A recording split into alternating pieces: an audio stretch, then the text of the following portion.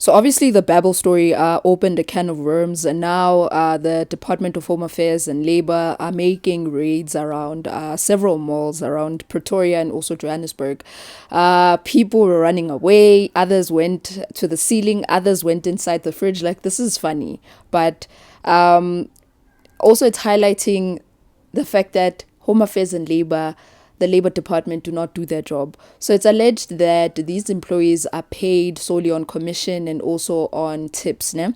And they make around 1,000 rand. Like, per month, that's how much they make. Which is shocking, because the minimum wage act states that you have to pay your employees at least a minimum of 3.5, which makes sense why they hire illegal foreigners. Like, this is concerning, to say the least. Anyways, welcome back, guys, to my channel. If you are new, please do not forget to hit the subscribe button, like the video, and also do click on the notification bell so that you're notified every time when I upload a new video. So the raids, so in Mugg and Beans, now what we've heard so far is that the manager decided to take the fall for the owner of Mugg and Beans, because he's afraid that he will get fired if he doesn't take the blame or the fall for everything that is going on within Mugg and Beans, in terms of them like hiring illegal foreigners that don't have the proper documentation. Some of them are using their passports as proof that they are legal foreigners here, and some of them, the passports state that they're here for a visit. So some of these foreigners come to this country under a visitor's visa and then they don't leave. Some of them. So according to the news report, they stated that when they came to Mugg and Beans, everything, it was business as usual until they went inside the kitchen, and all of a sudden lights were out. They switched off the lights, and then some of the Zimbabwean nationals and other nationals decided to go on top of the roof or the ceiling, and then others went inside the fridge to hide. And so already this is screaming, there's an issue here in South Africa. We have an immigration problem. We have an immigration or home affairs department that is ran by social media. And after the whole Babel story, the department has been receiving like a number of reports about several or a lot of restaurants that have hired foreigners, and they want them to check. So we already know that a lot of restaurants in Menlyn, if you do go there often, you'll notice that a lot of these waiters and some of the chefs or the cooks are not from South Africa. I'm not here to judge. But we've noticed that, and it makes sense why they are paying them such little wages. And it's difficult for like a South African to work there and stay there permanently or longer. Most of them prefer to go and work at like Pick and Pay, ShopRites. Like, those are the franchises that pay their workers fairly. And also, they discovered that most of the restaurants are not complying in terms of like the UIF contributions. Most of these employees don't even have contracts to begin with. And what I've also noticed on social media is that some people or some civilians are deciding to take matters into their own hands, and they are removing immigrants. So they are going shop to shops and removing these.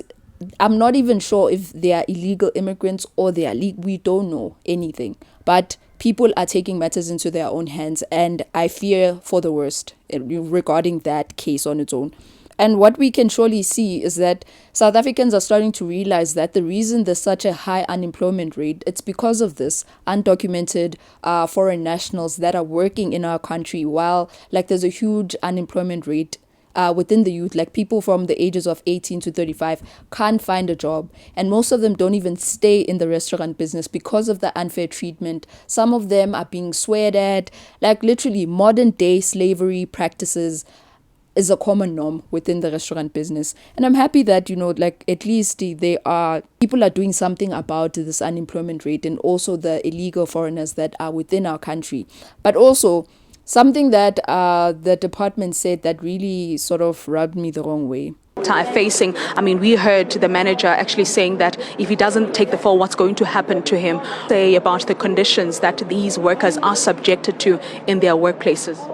It's painful, actually. It's very painful, and I was even talking to Home Affairs to say, is there a way that we can even assist on documenting them? What's the route around that? Because the more they are documented, the more they are able to access the benefits. Now they are threatened; their jobs are threatened on the basis of saying that they have to take a fall for what the owner has to do, and the Department of Home Affairs cannot have a say beyond that.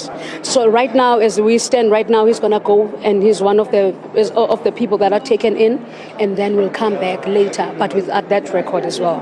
So if people would understand that the important thing is that we've come to protect their rights, and the Department of Labor is the one that is legislated to ensure that they are protected.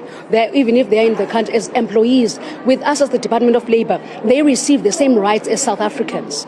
With us as the Department of Labor, if they are, like, when one is injured, we can't be able to make them have the benefits of the compensation fund, nor take them in, nor even check the UIF for them, simply because they're not covered. And when we come on board, we come to ensure that they are protected and their rights as the employees. And occupational health and safety speaks to that as well.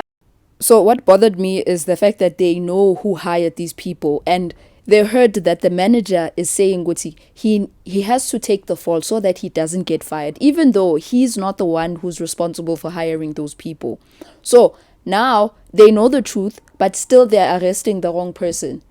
Meaning literally these people who are the owners of, I'm assuming the franchise in Menlyn specifically, the owners of that restaurant are refusing to take accountability. Like, why is the department not doing anything about it? Why are they not defending, since they stated that they are there to defend the rights of the illegal foreigners and also to document them eventually so that they, so that they are compensated in terms of like the UIF and stuff. But why are they not doing the right thing by arresting the actual person that is responsible for this?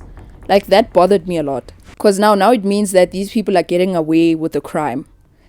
And we all know which race is that. We all know who is responsible for that, who's now pinning the whole blame on the black person. And I'm sorry to make it seem like that, but it's as simple as that. We know who owns most of the restaurants in Menlyn. We know it's not a black person. And we probably know that it's probably not even someone from here in South Africa, most likely. And when you go to Cape Town, that is a common norm, that a lot of properties in Cape Town are owned by immigrants, are owned by these Europeans that come and buy property here in South Africa because it's cheap for them. They need to go and start raiding in Cape Town, and let's watch a movie, all of us. Like, we are definitely going to be shocked. And I don't even feel like it's a shock now, because we are all very much aware that these people that this is a common practice here in South Africa.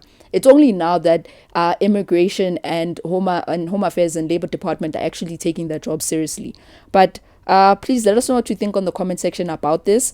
Do you feel like it's fair for them to go and register these employees that have been found that they don't have the proper documentation? Do you feel like it's fair for the everyday South Africans? Do you feel like they're getting away with the crime, or they should just be deported?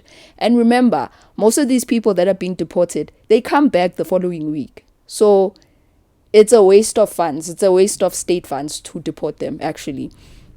And then also, do you feel like it is fair that the manager decided to take the blame for a crime that he did not commit? Now he's gonna be arrested for something that he really did. He has no business in it.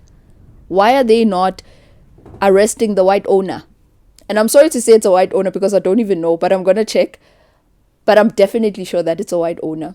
But yeah, please let us know what you think on the comment section about this whole restaurant business. And they've actually arrested almost 30 people here in Johannesburg alone. I don't know how many people they've arrested in Pretoria, but Johannesburg, already 30 immigrants who have no documentation. They've closed some of these restaurants. And then some of the other fish and chips and other restaurants, they've decided that and please note that it's not only black immigrants. They've also arrested Chinese, some Somalians, some Indians that don't have proper documentations themselves. So now it goes to show that these people, as long as you have money, you can literally buy your way into South Africa. You can buy your way into anything here in South Africa. That is another topic for another day. But Please let us know what you think on the comment section regarding this, and do not forget to like, comment, share, subscribe. I want to say a lot, but yeah, I've already reached my 10 minutes, but please do like my videos and support the channel. Thank you very much.